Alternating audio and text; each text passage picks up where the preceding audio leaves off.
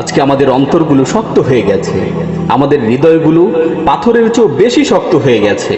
কারণ পাথরের মধ্য থেকেও তো এমন কিছু পাথর রয়েছে যার মধ্য হতে ঝর্ণা প্রবাহিত হয়। কিন্তু গুনাহ করতে করতে আমাদের হৃদয়গুলো এতটাই শক্ত হয়েছে, আমাদের অন্তরগুলো এতটাই কঠোর হয়েছে যে আল্লাহর স্মরণে আমাদের হৃদয়গুলো বিগলিত হয় না, আল্লাহর ভয়ে আমাদের চক্ষুগুলো অশ্রুসিক্ত হয় না।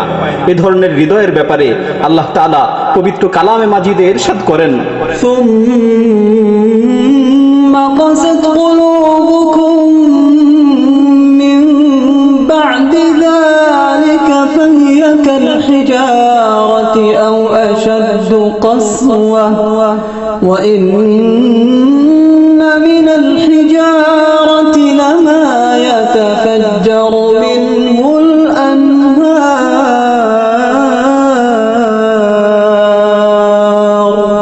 অতঃপর তোমাদের অন্তরগুলো পাথরের ন্যায় অথবা পাথরের চেয়েও বেশি শক্ত হয়ে গেছে। কেননা পাথরের মধ্যেও তো এমন কিছু পাথর রয়েছে যার মধ্য হতে ঝর্ণা প্রবাহিত হয়। স্মরণ করে দেখো তো, মনে আছে আল্লাহর ভয়ে কবে কেঁদেছিলে?